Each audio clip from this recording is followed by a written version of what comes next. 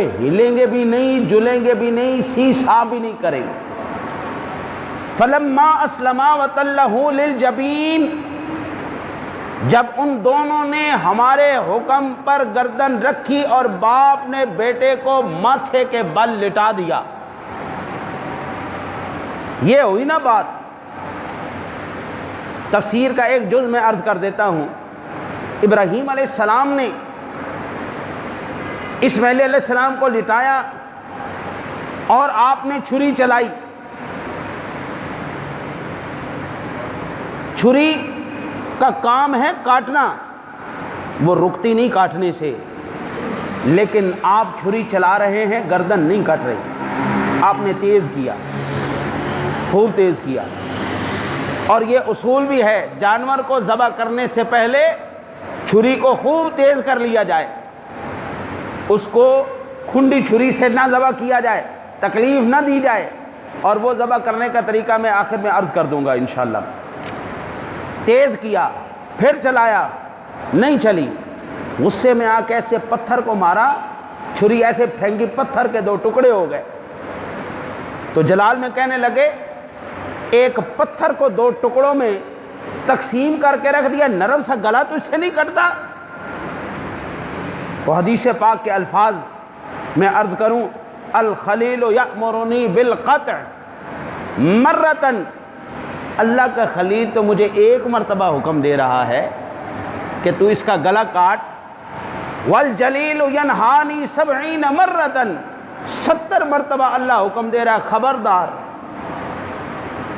خلیل ایک دفعہ حکم دے رہا ہے کہ چل، اللہ 70 مرتبہ کہہ رہا ہے خبردار۔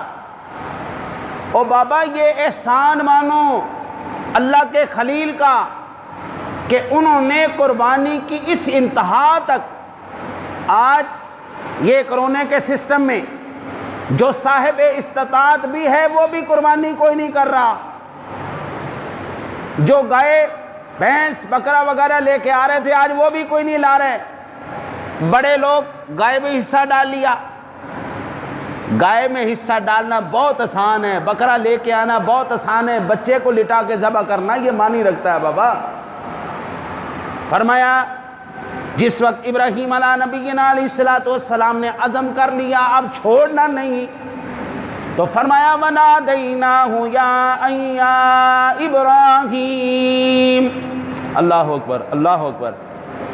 یہ اللہ کا کلام ہے، اس کا اعجاز یہ ہے، قرآن کہتا ہے جب اللہ نے ابراہیم علیہ السلام کو یہ کام کرتے ہوئے دیکھ لیا تو اعلیٰ حضرت نے ترجمہ کرنے کا کمال کر دیا۔ فرماتے ہیں، اللہ فرماتا ہے اس وقت کا حال نہ پوچھ جب باپ کے ہاتھ سے بیٹا ذبح ہو رہا تھا، اس وقت کا حال نہ پوچھ۔ اور پھر فوراً ہم نے کہا، فوراً رب کریم بول اٹھا، ارشاد فرمایا قد صدقت الرؤیا انا کذالک نجزی المحسنین۔ بس سنے، بس آزمائش پوری ہو گئی، خواب تو نے سچا کر دکھایا۔ جو خواب میں دیے گئے حکم کو اس حد تک جا کر پورا کر رہا ہے وہ میرا خلیل ہی ہو سکتا ہے، اس کے علاوہ کوئی نہیں ہو سکتا۔ کذالک نجزی المحسنین، اور ہم احسان کرنے والے کو اسی طرح اس کا صلہ عطا فرماتے ہیں۔ ان ھذا لہو البلاء المبین، اللہ فرماتا ہے یہ کوئی معمولی آزمائش نہیں تھی، یہ معمولی آزمائش نہیں تھی۔ آج اگر کوئی استاد بیٹے کے منہ پہ تھپڑ مار دے، میں نے چودھریوں کے بیٹوں کو ہلکی سی سزا دینے پر استادوں کو پھینٹی کھاتے ہوئے دیکھا ہے۔ آپ یہ قبائلی علاقوں کی طرف جائیں، آپ سندھ میں جائیں، کسی استاد کی جرت نہیں بلند آواز سے بول جائے، کسی استاد کی جرت نہیں بچے کو ڈانٹ جائے۔ ادھر سے ڈانٹتے ہیں، ادھر سے جناب چودھری آ جاؤ، تیری مجال تو ساڈے منڈے نو کٹیا ہے، انہوں لڑے ہے، میں مار مار کے ان کو الٹا پلٹا کر کے رکھ دیتے ہیں۔ اور بابا تھپڑ پڑے تو جانیں نکل جائیں، میرے کلیجے تے تو ہاتھ پا دیتا ہے، میرے پتر دے منہ تے تو تھپڑ مارے۔ اللہ کا قرآن کہتا ہے یہ کوئی معمولی بات نہیں تھی، بیٹے کو لٹا کر اور اس کی قربانی پیش کرنا. وَفَدَيْنَاهُ بِذِبْحٍ عَظِيمٍ، اور ہم نے ایک بڑا ذبیحہ اس کے فدیے میں دے کر اسے بچا لیا. یہاں سے آگے مسائل انشاءاللہ زندگی رہے تو پھر میں کبھی عرض کروں گا. اگر اللہ تعالی اس دن پیارے اسماعیل علیہ السلام کی مقام پر، جگہ پر وہ دمبا نہ بھیجتا تو رب کعبہ کی قسم ہے آج کسی نے کوئی قربانی کو نہیں کرنی تھی. ہمارا حال یہ ہے، تھوڑے سے حالات ٹائٹ ہوئے ہیں، ہم نے قربانیاں چھوڑ دی.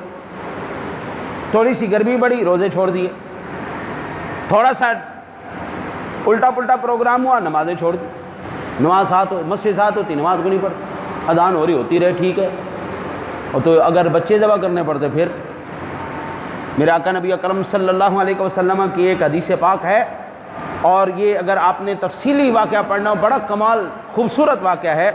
السیرۃ النبویہ لابن ہشام کے اندر یہ پورا تفصیلی واقعہ موجود ہے. حضور فرماتے ہیں انا ابن الذبیحین، میں دو ذبیحوں کا بیٹا ہوں.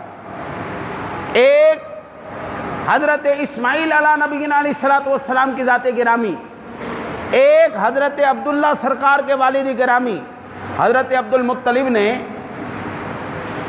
منت مانگی کہ اگر میرا یہ کام ہو جائے تو میں اپنے ایک بیٹے کو اللہ کی راہ میں قربان کروں گا. یہ انشاءاللہ زندگی رہی تو میلاد شریف پر میں آپ کو تفصیل سے واقعہ عرض کروں گا. اگر آپ لوگوں نے پڑھنا ہو تو تفسیر السیرۃ النبویہ لابن ہشام، یہ اس کے اندر آپ کو تفصیلی واقعہ مل جائے گا. قربانی کے ایک دو فضائل بھی سماعت فرما لیں. ام المومنین امی عائشہ